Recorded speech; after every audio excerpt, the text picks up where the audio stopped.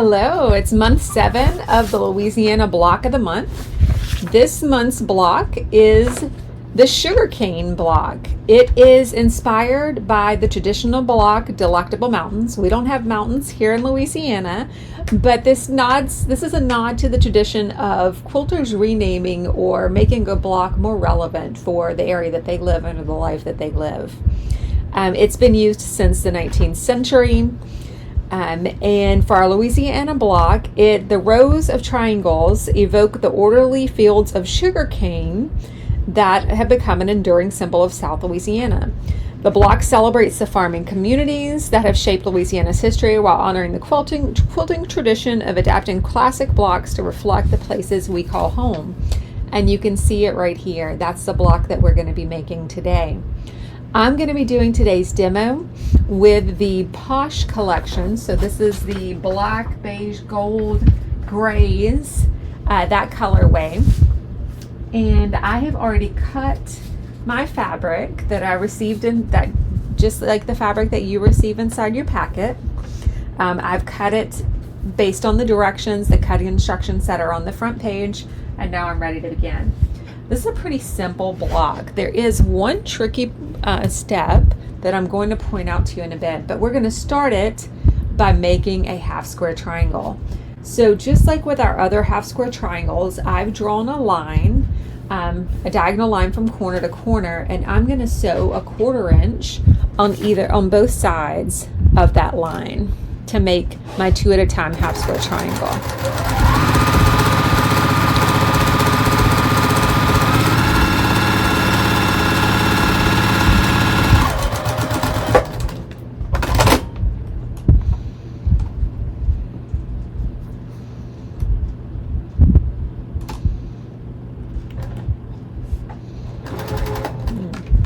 Unthreaded. Let me thread that back in there real quick.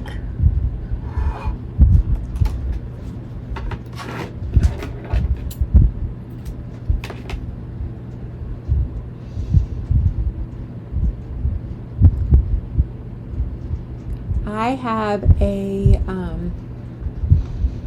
thread cutter on this machine and a knee lift, which I love, but occasionally if I'm not careful, it will cut the thread too short, and then when I go to use it again, it pops out of the needle.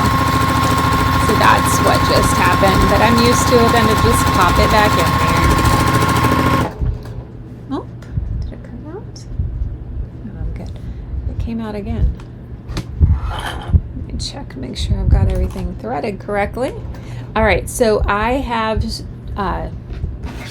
sewn my seams on both sides a 1/4 inch from the line, the diagonal line that we drew. So my next step is going to be to cut. That diagonal line is a cut line, not a stitch line. So I'm going to cut on that line, and you can do that either with your scissors or your rotary cutter, whichever one you're more comfortable with. So I'm going to do that, and then we'll be ready to move on to the next step.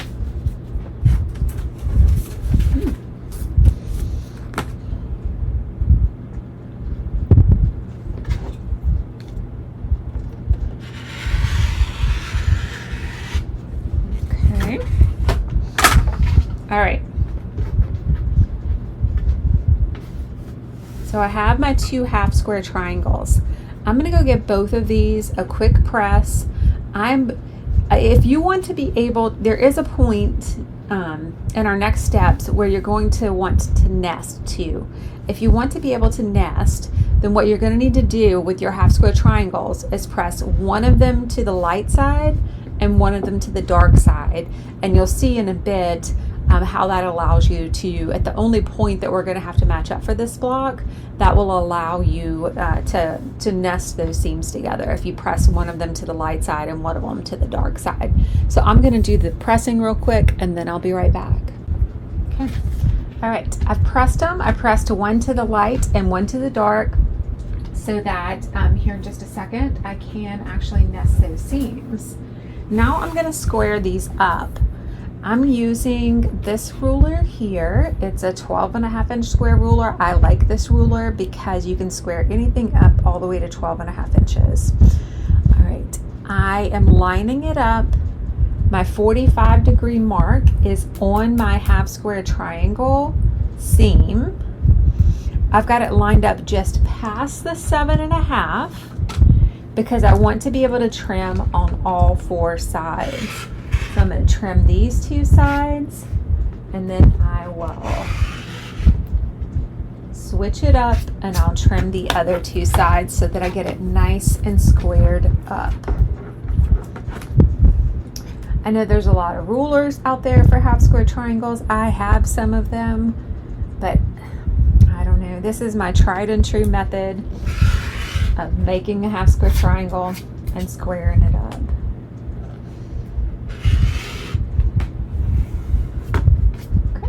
So that one is squared up.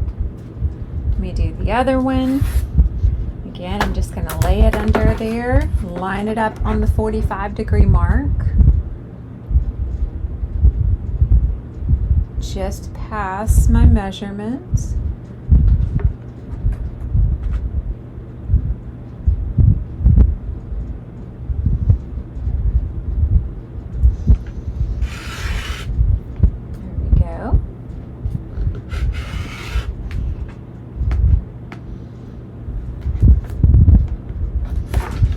Other side.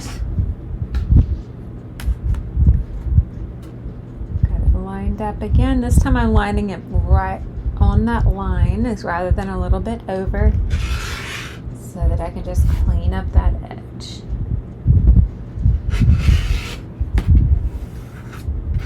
Okay, that one's cleaned up. All right, so these are all squared up and ready for us to use. So what we're going to do now is we are actually going to cut these perfectly good half square triangles. And it's going to be important that you cut them the right way or they're not going to come back together correctly. There is a picture in your pattern showing you how to lay these out and cut them so that you're able to assemble them back together correctly. It also tells you what size to cut them to. So I'm going to start cutting mine.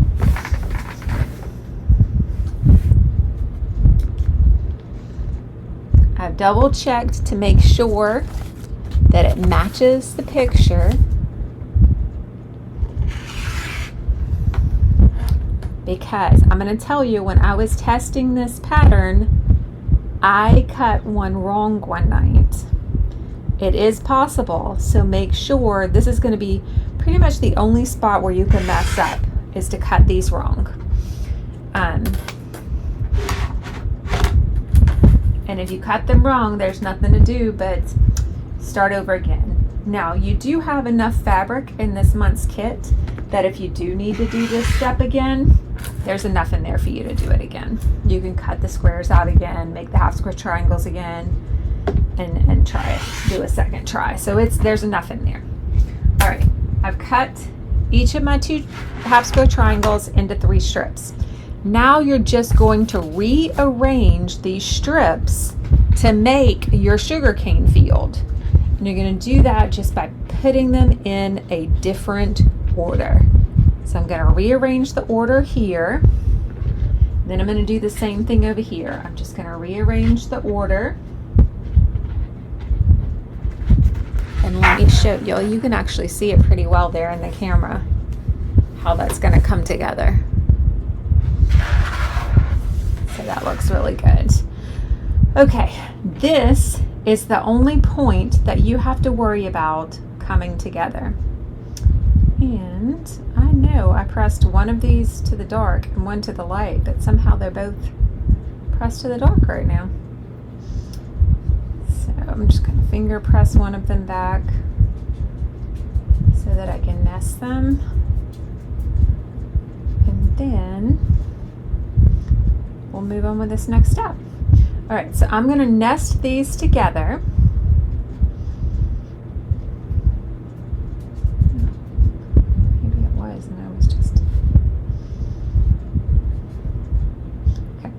I'm going to nest these together so that one seam allowance is going one way, the other seam allowance is going the other way. I'm going to put a pin into it. These are my favorite pins. They're called magic pins. I don't know if you've ever tried them, but they're my favorite because they're long and they're very sharp, and they keep a nice point on them. Now they do come in different kind of, I don't know how you call it, like fine, extra fine, that kind of thing.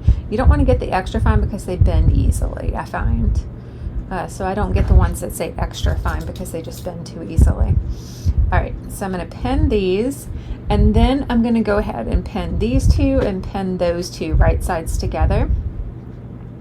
The only points that you need to match are those two center ones. Everything else just comes together really easily.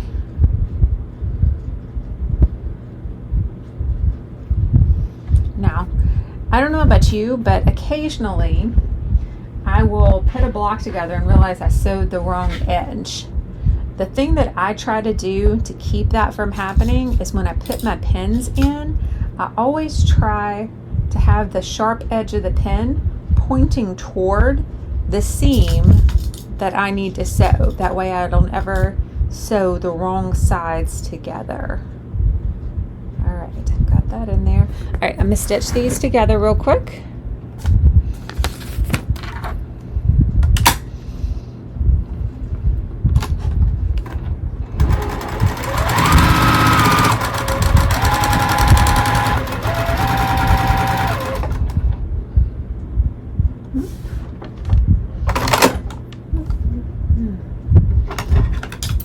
My bobbin real quick. Actually, I know what's happening. I didn't put this back up here in the holder.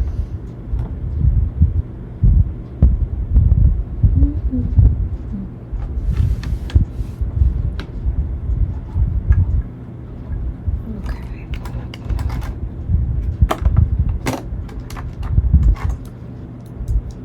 Give me 1 second and we'll keep going.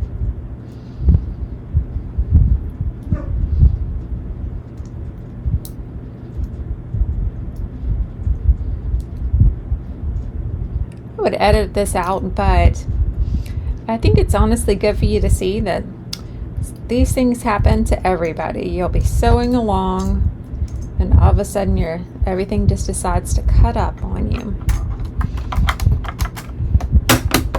Okay, we should be good now. Yep, we're good now. All right, let's go again.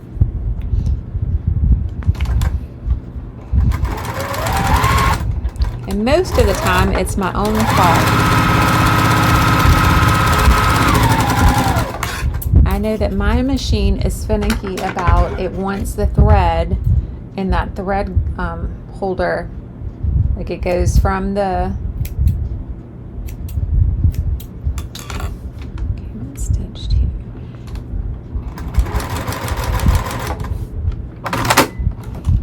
It has to go up there. If I skip and try to go directly to, it is not going to like it. And that was what I did.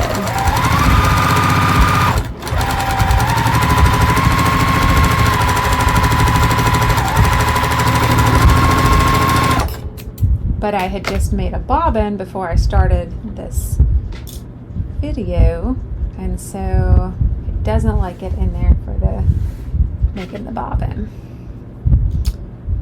Right. Let me know in the chat, comment on the video, and let me know if you're enjoying the Louisiana Block of the Month. If you are joining us, I know we have a few people that sometimes watch our videos that aren't actually part of the Block of the Month and don't have the patterns, and we've had a few requests to be able to purchase the patterns. We will have the pattern available for purchase after December, so beginning after we release the final block in December, we will have the pattern available for purchase, and you'll be able to get it then. But for right now, we have about 50 people that are participating in it at Summers Haven Quilt Shop in Amite, Louisiana.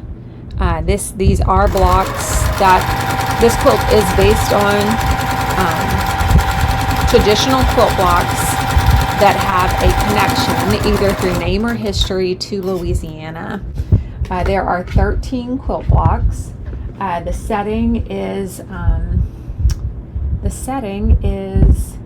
on point. It's a beautiful setting.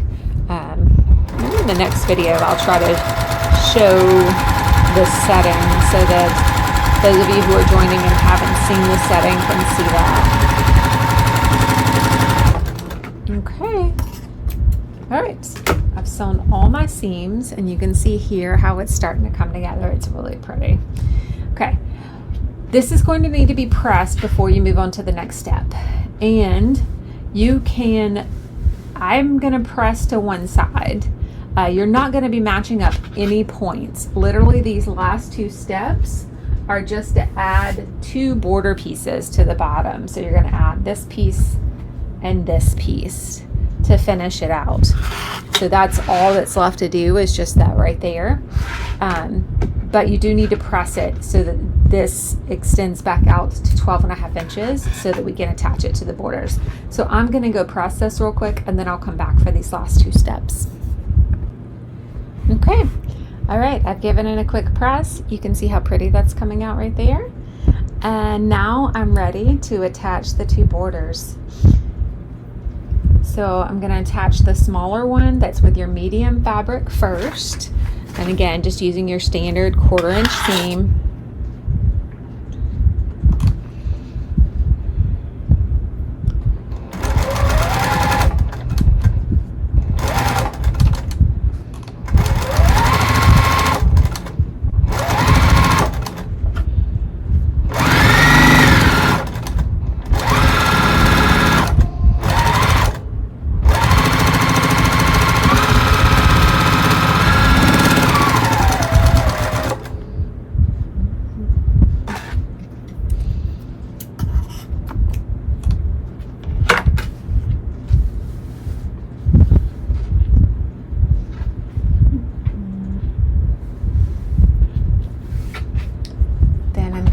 Next one.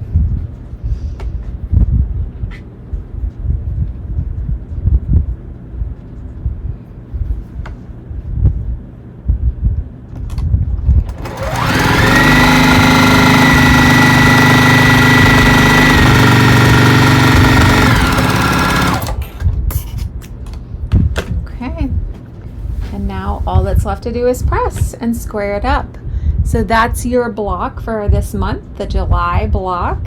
This is, we're calling it the sugar cane. It's inspired by the original traditional block of Delectable Mountains. We think it looks like a sugar cane field.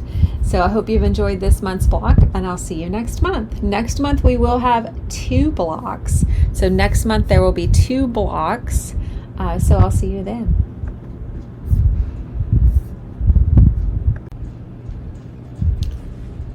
Hey everyone, I added this part on. The group that came to the store this morning for the live demonstration requested that I add a piece onto the video that shows you all 4 colorways in this month's block.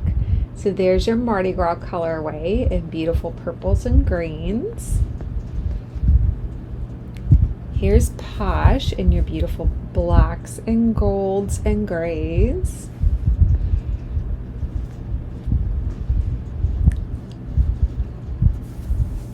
Lori Holt. Now this one made me think of, we intended for this month's block to be sugarcane, but this one reminds me of Bonfires on the Levee. And Parlor. So there's your 4 colorways in this month's block, sugarcane. So I'll see you next month. Thanks everybody.